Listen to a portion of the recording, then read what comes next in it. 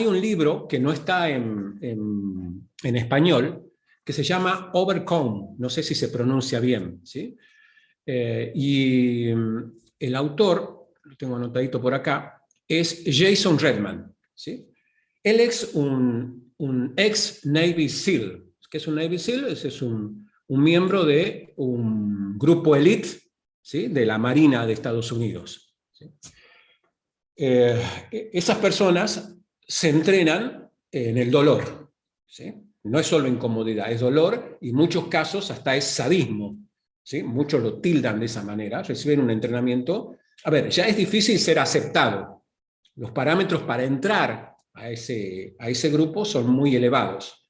Luego hay un proceso de selección todavía más fuerte y luego hay un proceso de selección ya interna, final, antes de convertirse en un marín, muy fuerte.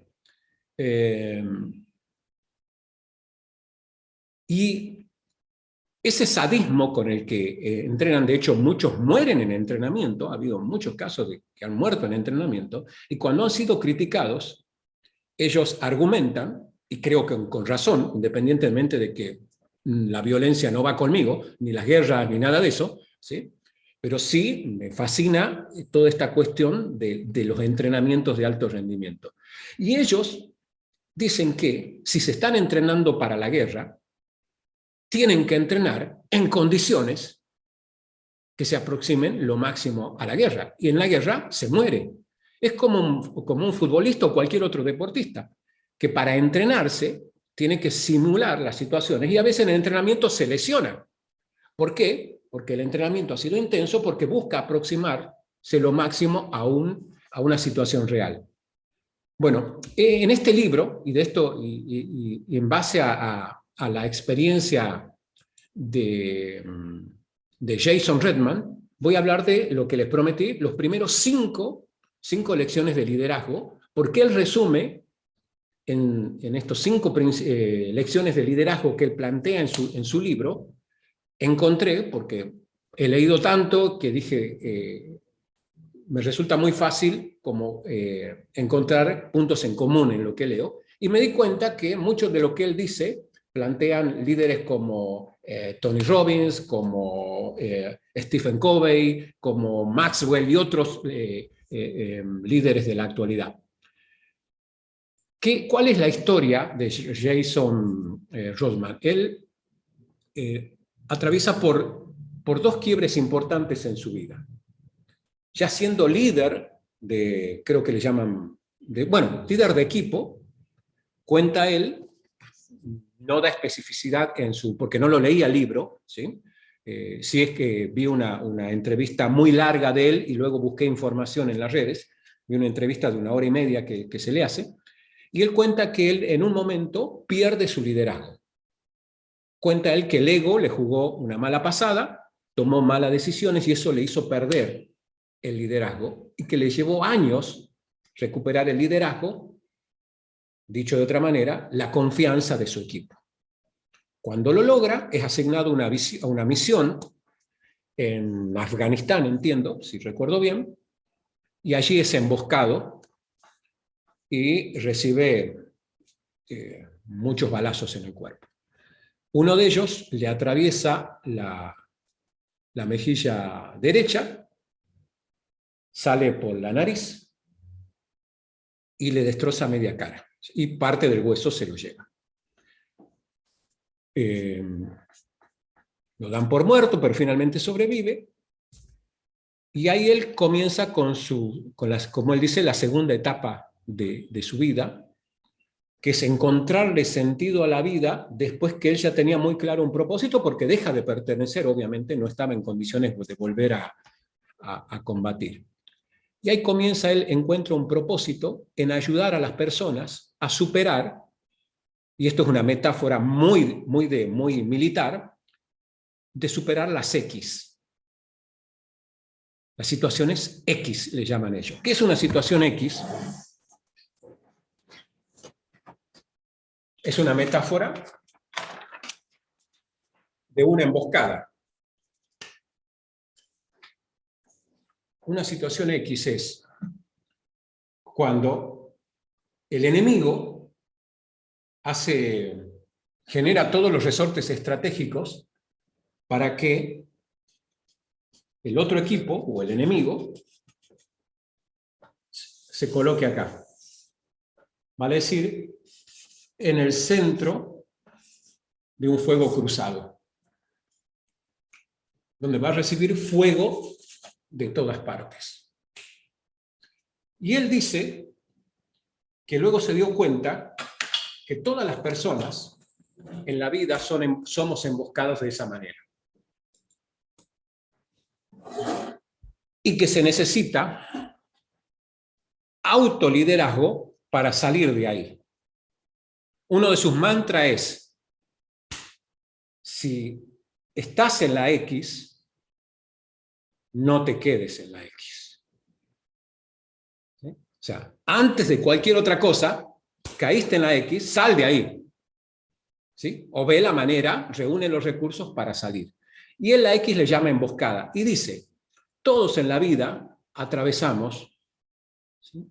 A ver, ¿a qué le llama él X o emboscada? No le llama a que llegué tarde al trabajo y se enojó mi jefe. No le llama a quemé la comida y me quedé sin almorzar. Eso no es una X. Una X es esto. ¿Sí? Recibir 7, 8 balazos que te vuelen media cara, que te den por muerto y que tengas que estar 2 años en recuperación, ¿sí? Para poder movilizarte. Estar en la X es perder un hijo, un ser querido, una enfermedad terminal. Esas son las X. ¿Me explico? ¿Sí? Pasa que a veces, ¿sí? a un puntito en nuestra vida la convertimos en una X, pero esas son las X. Y él dice que le ayudó a salir de ahí, y acá me voy a adentrarme en las lecciones, en los principios del liderazgo. El primero habla de su liderazgo físico. Y que de hecho dice que de todos los liderazgos que vamos a hablar acá, ¿sí? De todos los liderazgos, el que le salvó la vida fue su liderazgo físico. El médico le dijo, él perdió la mitad de la sangre que llevaba en el cuerpo. Los médicos directamente le dijeron, es un milagro que estés vivo. ¿Y qué fue lo que a él le hizo sobrevivir? No fue él, fueron otros. Fue su familia. Se acordó en ese momento que había hablado por teléfono, le faltaba una semana para volver a casa. Que había hablado por teléfono con sus hijos, diciéndole que iban a hacer esto. Y en su cabeza estaba, no voy a cumplir con mis hijos. Y dije, voy a sobrevivir. Pero lo que le permitió sobrevivir no fue esa emoción, no fue una cuestión mística, fue su entrenamiento físico. Los médicos dijeron, tu físico te ha salvado, tu entrenamiento te ha salvado. Entonces ese liderazgo físico, ¿sí? Es lo que le salvó en primera instancia.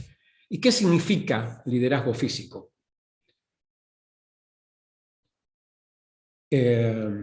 Por ejemplo, estar en forma, estar fuerte, estar sano, y para eso hay cosas que tengo que hacer.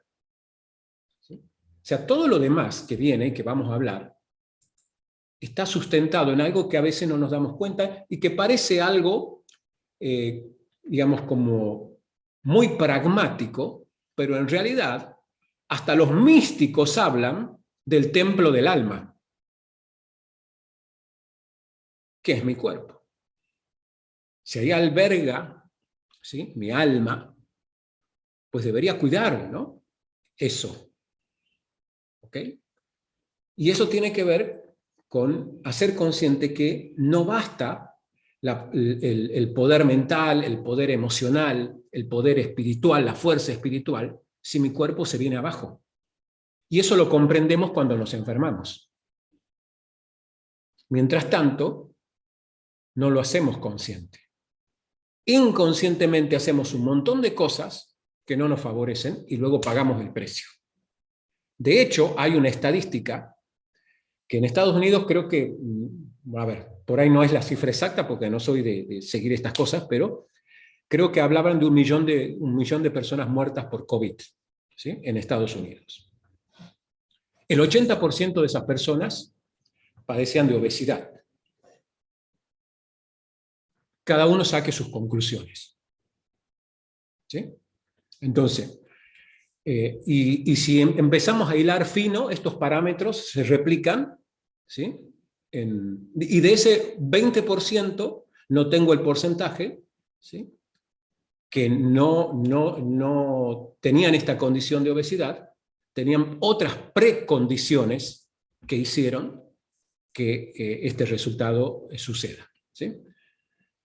Entonces, liderazgo físico, ¿sí? La lección 1 de las 7 es que debemos hacernos cargo de nuestro liderazgo físico. Entrenar, comer sano, tener actividad física, caminar. Hoy, como nunca, hay información sobreabundante en Internet para saber qué tenemos que hacer para mantenernos fuertes y sanos. La segunda lección, que también la plantea en su libro, pero es concordante con muchas otras corrientes de liderazgo, tiene que ver con el liderazgo mental. Y el liderazgo mental no significa solamente con ser fuerte mentalmente en el sentido de tener resiliencia y todo ese tipo de cosas. Se trata de permitirnos ampliar nuestra perspectiva, y él habla de cuestionar nuestras creencias.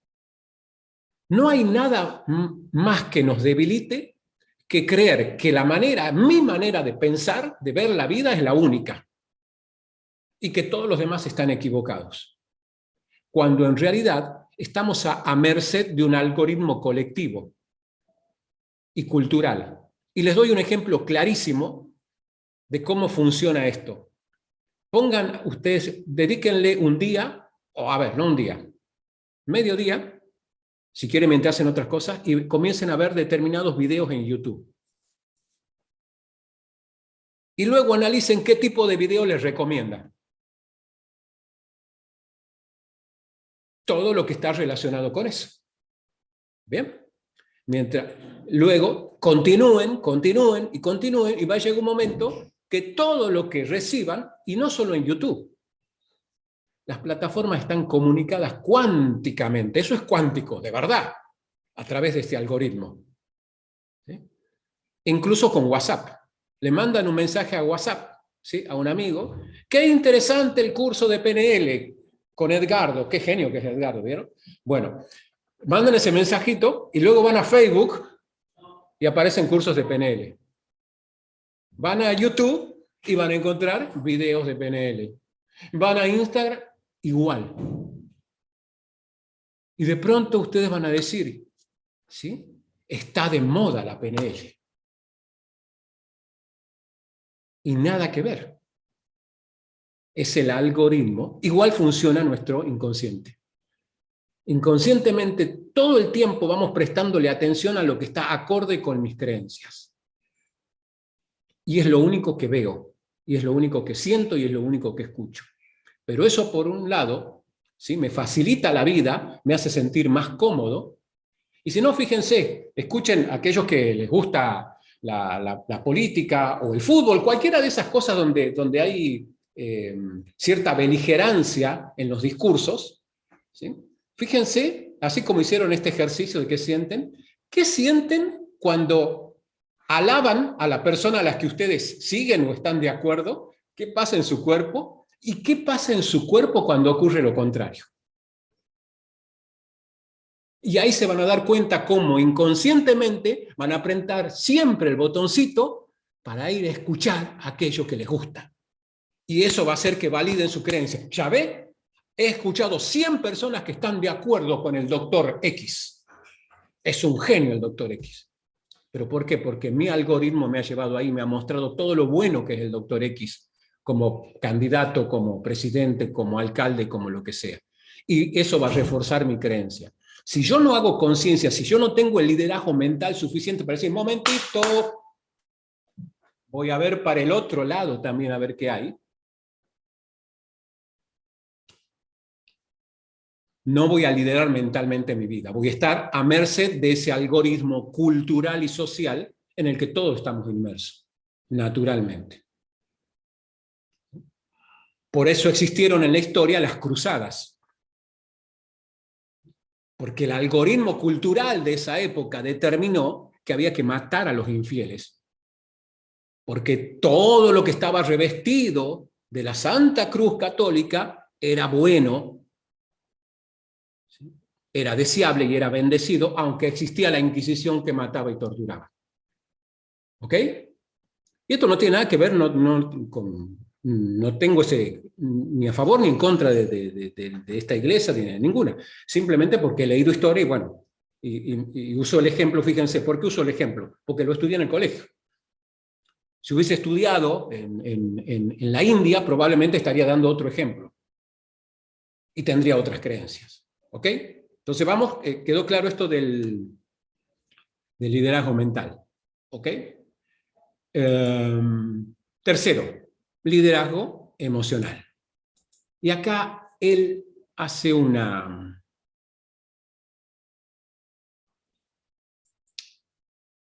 puntualización muy fuerte. Y es que nosotros somos responsables de nuestras emociones. Desde la PNL esto es como hasta discutible, ¿sí? Pero en el fondo tiene razón. ¿Por qué? Las emociones son inconscientes. Por lo tanto, responden a elecciones inconscientes.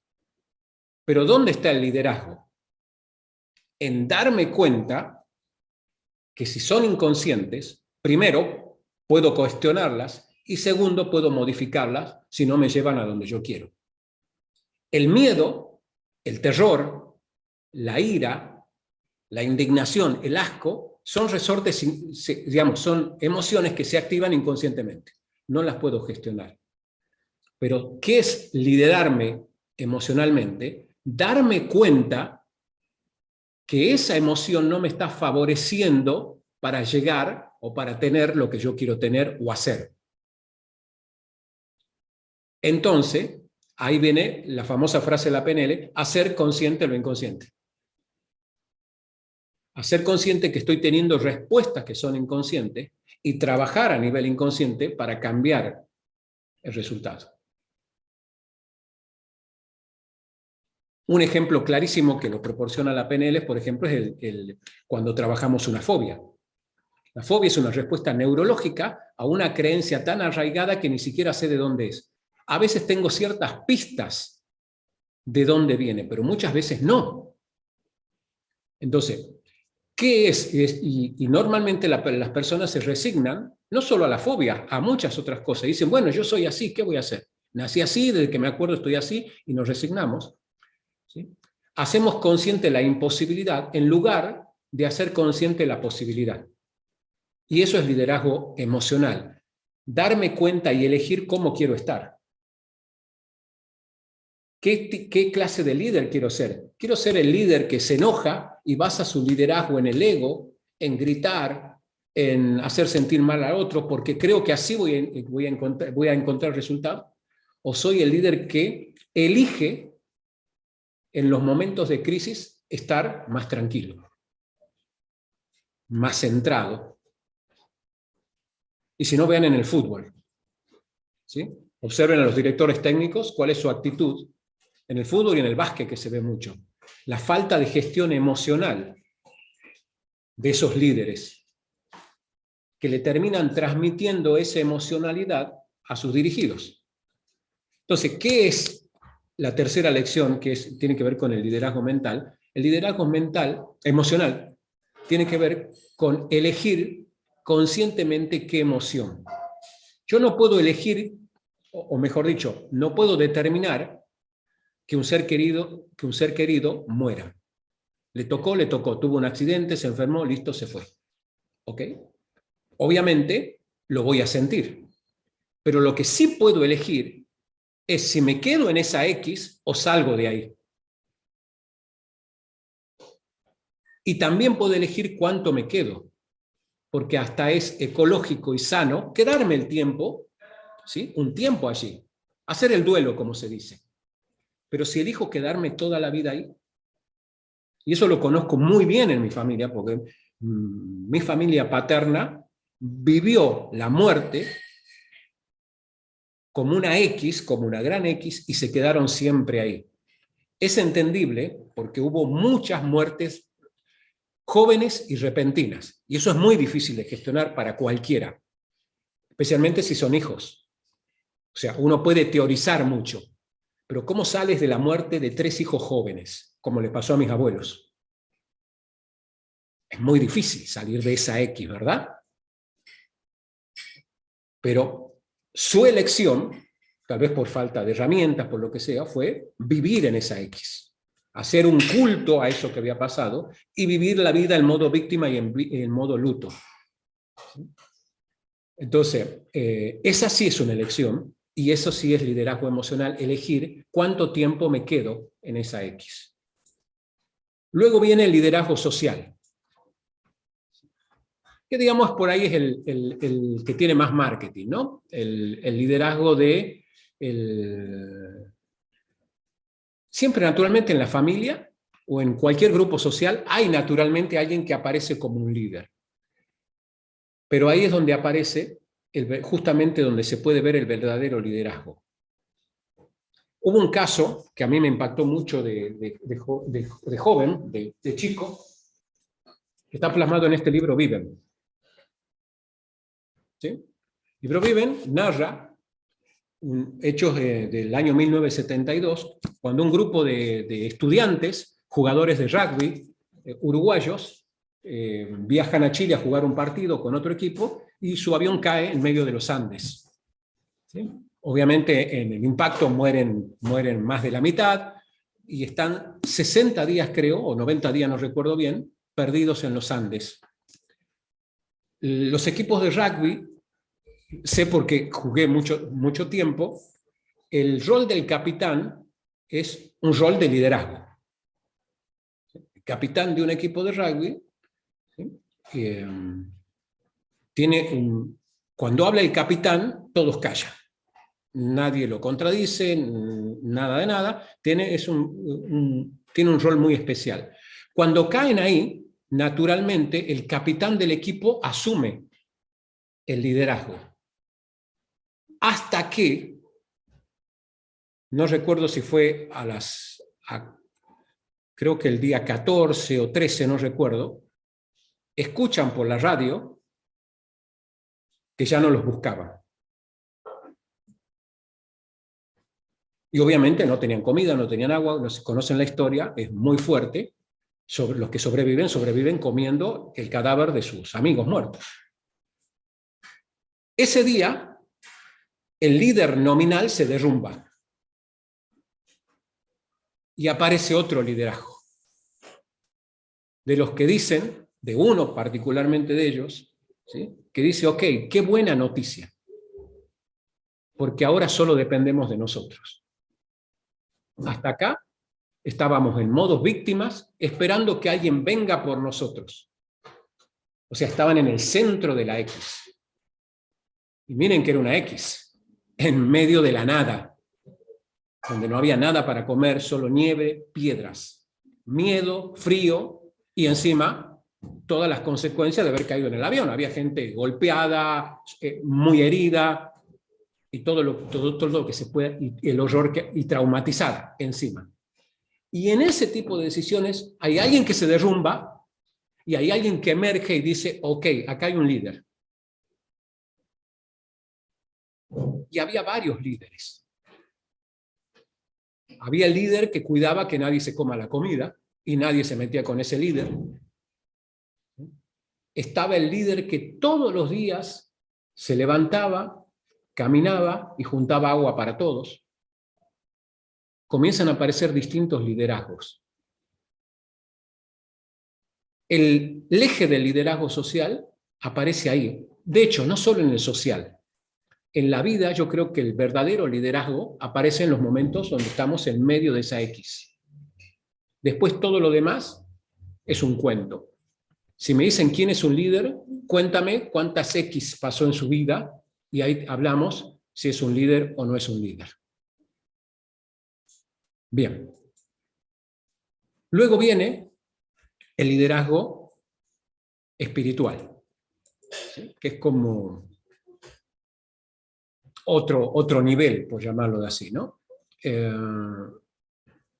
Y este sí tiene que ver con la contribución. O sea, la espiritualidad viene de estar conectado con algo que es más grande que yo. Esa es mi mirada de la espiritualidad. Cuando yo me conecto y hago las cosas por algo que está más allá de mí. Y acá, en este mismo caso, creo que hay otro ejemplo de liderazgo espiritual. Dos de esos líderes, recuerdo bien sus nombres, Fernando Parrado y Canessa, jovencitos en ese momento, son los que deciden caminar con rumbo incierto, porque no tenían brújula ni nada, hacia donde ellos creían que estaba la civilización.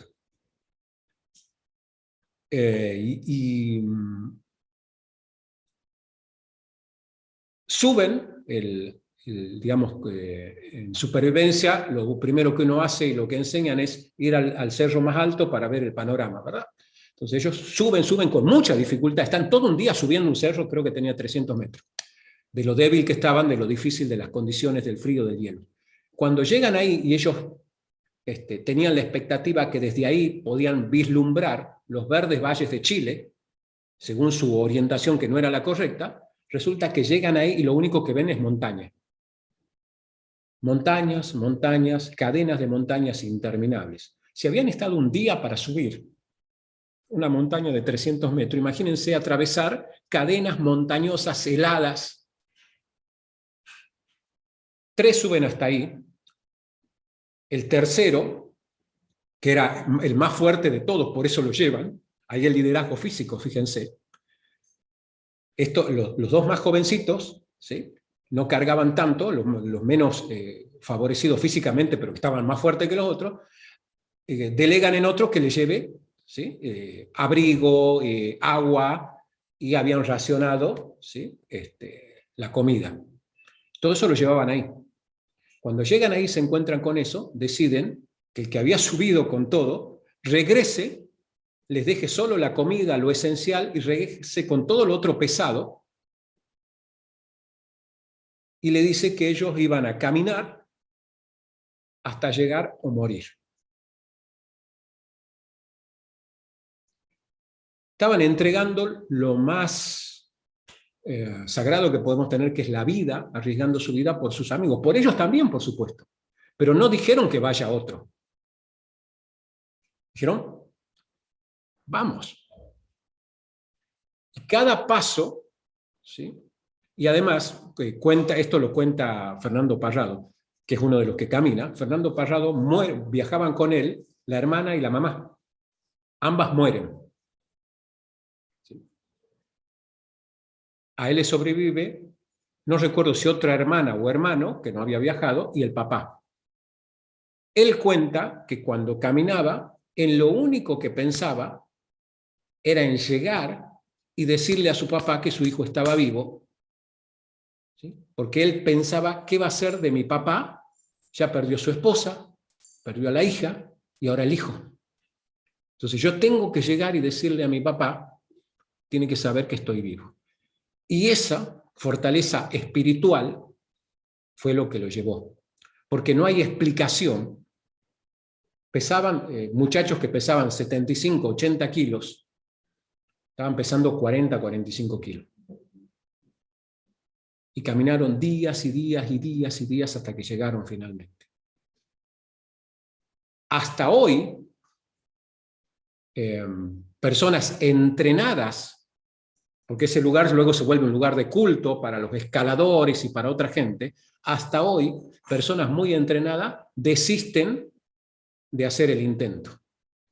De hecho, cuando ellos encuentran ayuda y un helicóptero del ejército chileno los sube a ellos al helicóptero para que vayan a buscar a sus amigos, porque no sabían dónde estaban, y ellos los iban guiando, imagínense.